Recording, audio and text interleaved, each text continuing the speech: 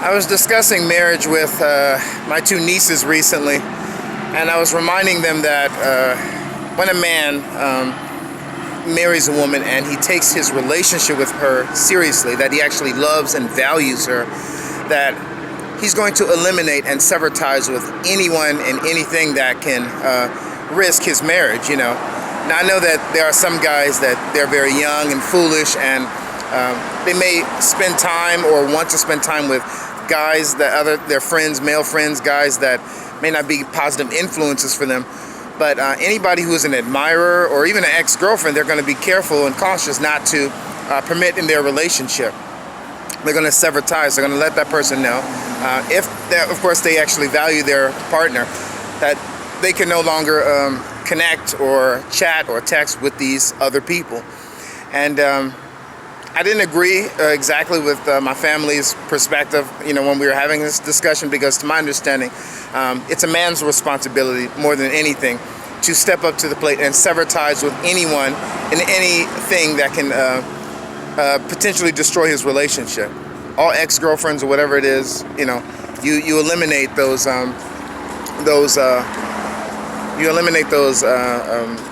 relationships. You make sure that anything that can possibly interfere is gone. It's no longer in existence in your life. And throughout your marriage, you guard your heart. You guard the heart of your wife as a man, and making sure that even for hers, her potential co-workers and mates and friends and neighbors, no one's really attacking her and going after her as well. And the way to do that is not only monitor her, because of course she needs to monitor you as well, but have open discussions about people who may be flirting with you and things like that, instead of just kind of excusing it. This is your best friend. This is not like some game where a clubhouse where you have sex with somebody, and it's fun times once you get married. It is fun times, you can do that as well.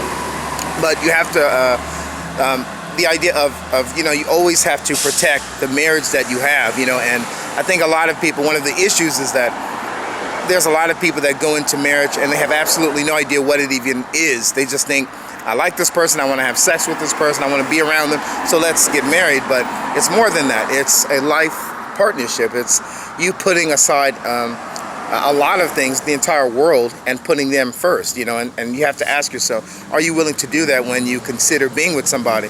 And even for me as a bachelor, I already know that if I'm affiliating myself and associating with pretty girls or people flirting with me or people interested in me, once I get married, that's it, and even when I'm courting my lady and I'm taking her seriously, that though I'm gonna have to sever ties with people that can potentially hurt our relationship. And it's the flirting, it's the people kind of texting us. Even if somebody's going through something and they insist on me meeting them, I'm gonna have to bring my partner with me. I'm not gonna go alone. I'm not going anywhere with any woman by myself once I'm married, unless they're family or something, but you have to be extra careful, guys especially, because we're very sensitive to being lured away by all these temptations in the world, and it's very dangerous.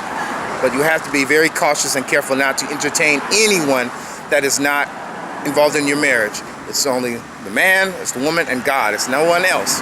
No one else. And you have to be cautious with anybody else that you're around, because not everyone respects marriage. Some people, they'll still play around and they'll want to be around and be your friend and all that kind of stuff. And you can't go for that. You have to respect your partner, respect your family, respect yourself, and dismantle and remove anybody that's potentially just can hurt your relationship. You don't wait until those situations happen and then you say, since they're flirting with me, now I shouldn't be taking lunch breaks with this lady by herself, even though I'm married. You shouldn't be doing that to begin with. You can do it as a group, but you don't do that by yourself. And that's something that us men, we need to understand. If you want to have a relationship, you have to protect the relationship and you have to nurture it and guard it, because it doesn't matter if you have the most gorgeous, most beautiful woman in the world that you've been admiring in school, in your neighborhood, at work, or whatever. She's not going to be enough if you're allowing yourself to entertain other people in other relationships and interfering and allowing them to be in your relationship. You cannot do that. It's the same thing with your children. You're going to take care of your children. You're going to make sure you hold their hands before you cross the street.